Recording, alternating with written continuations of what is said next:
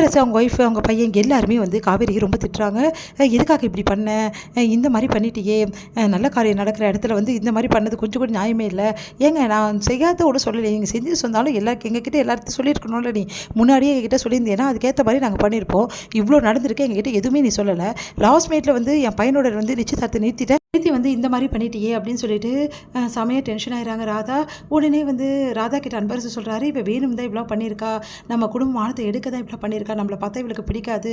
அதனால பழி வாங்கியிருக்கா அப்படின்னு சொல்லிட்டு சொல்றாரு. அதெல்லாம் கேட்டு நான் அப்படிலாம் பண்ணவே பண்ணல. இங்க பாருங்க, அவர் எனக்கு பிடிக்காது தான். ஆனா இந்த நிச்சயம் நடக்கிறதுக்கு முன்னாடியே நான் வந்து சொல்லலாம்னு நினச்சிருந்தேன். ஆனா அதுக்குள்ளேயும் போலீஸ் வரவே வரல. நேத்தே வரும்னு எதிர்பார்த்தேன், வரல. அதுவும் இன்னைக்கு வந்துட்டாங்க. நான் என்ன பண்றது அப்படின்னு சொல்றாங்க.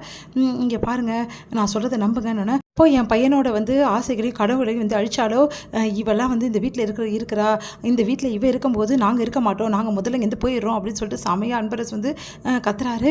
உடனே வந்து ராதா என்ன பண்ணுறதுன்னு தவிக்கிறாங்க. அந்த டைமில் கரெக்டாக தாத்தா வந்து நிறுத்துறீங்களா அப்படின்னோடனே எல்லாருமே அதிர்ச்சி அடைகிறாங்க. தாத்தா சொல்கிறாரு, காவேரி பண்ணதில் என்ன தப்பு? காவேரி மாதிரி தானே உங்களுக்கும் ஒரு பொண்ணு இருக்குது. நம்ம பேத்தியை தான் சொல்கிறேன். யாராவது இப்படி தூக்கிட்டு போயிட்டு சித்திரவதை பண்ணி வந்து பண்ணால் நீங்கள் சும்மா இருப்பீங்களா? அவளும் இந்த காவேரி ஒன்று, ஆமாம் ஒன்று தான்.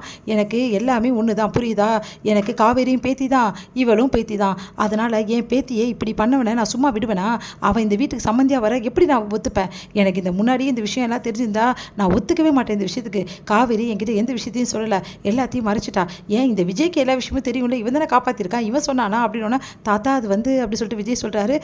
உடனே வந்து யாருமே சொல்லலை, அதனால தான் நான் வந்து அமைதியாக இருந்துட்டேன். இப்போ தானே புரியுது அவனோட சுயரூபம் என்னன்னு. இந்த பசுபதியோட நல்ல காலம், அந்த சம்மந்தம் விட்டு போச்சுன்னு நினச்சிக்கோங்க.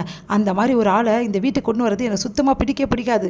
இந்த நிமிஷம் சொல்கிறேன், இதுக்கப்புறம் இந்த கல்யாண பேச்சோ இல்லை இந்த நிச்சயதார்த்த பேச்சோ யாரும் வீட்டில் பேசக்கூடாது. அப்படி மீறி பேசுனீங்கன்னா அப்புறம் அவ்வளோதான் அப்படின்னு சொல்லிட்டு தாத்தா சொன்னோன்னே எல்லாருமே அதிர்ச்சி. என்ன பண்ணீங்க? நேற்று வந்து அவளுக்காக சொந்த பேரன் நல்லதுக்காக தான் நான் சொல்கிறேன்னா, நேற்று வந்தாலும் இன்னைக்கு வந்தாலும் அவளும் என் பேத்தி தான். அதே மாதிரி அஜயும் எனக்கு முக்கியம் தான். அவன் வாழ்க்கை நல்லா இருக்கும்னு தான் நான் நினைக்கிறேன். அதுக்காக தான் நான் இந்த முடிவு எடுத்திருக்கேன்.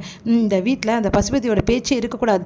இதுக்கப்புறம் பசுபதி, ராகினி அவங்க பேச்சு ஏதாவது எடுத்தீங்க நல்லா இருக்காது, பார்த்துக்கோங்க அப்படி சொல்கிறாரு.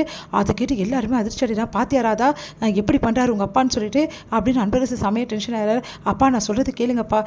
ராதா அமைதியாயிருமா, இதுக்கப்புறம் இந்த விஷயத்தை யாரும் பேசக்கூடாது. எப்போ அவன் இவ்வளோ மோசமானவர்னு தெரிஞ்சதோ இதுக்கப்புறம் அவங்கள விட்டு நம்ம விலகிறது தான் நல்லது. துஷ்டனை கண்டா தூர விலகி தான் அவனை, புரியுதா அப்படி சொல்லிட்டு போயிடுறாரு. அதுக்கப்புறம் அன்பரசு வந்து செம்மையாக டென்ஷன் ஆகிறாரு. அப்படி பார்த்து முறைக்கிற அஜய் வந்து, அப்பா நான் ஒத்துக்க மாட்டேன்ப்பா, ராகினி இல்லாமல் என்னால் வாழ முடியாதுப்பா அப்படின்னு சொல்லிட்டு சொல்கிறாரு. டேய் பார்த்துக்கலாம்டா, இதெல்லாம் எத்தனை நாளைக்குன்னு பார்க்குறேன். நான் இந்த நிமிஷம் சொல்கிறேன்டா, உனக்கும் வந்து ராகினிக்கு தான்டா கல்யாணம். எப்படியாவது உனக்கு நான் ஆசையை நிறைவேற்றி வைப்பேன்டா அப்படின்னு சொல்லிட்டு போயிடுறாரு. உடனே அஜய் யோசிச்சுட்டு இருக்காரு.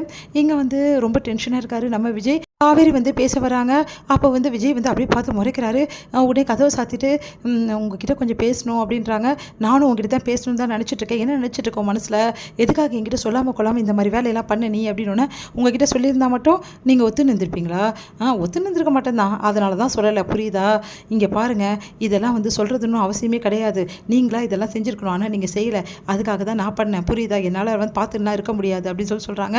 இங்கே பாரு காவேரி, நீ பண்ணது கொஞ்சம் கூட சரியில்லை. இதனால் பாரு, சித்தியும் சித்தப்பாவும் ரொம்ப மனசு கஷ்டத்தோடு இருக்காங்க. அவங்க பையனோட வாழ்க்கையை நம்ம தான் அழிச்சிட்டோம்னு நினச்சிட்டு இருக்காங்க. இதெல்லாம் உனக்கு தேவையா அப்படின்னு சொல்லிட்டு கேட்குறாரு. இங்கே பாருங்கள், நல்லது நடக்கணும்னா ஒன்றும் தப்பு கிடையாது அப்படின்னு நம்ம சொல்கிறாங்க.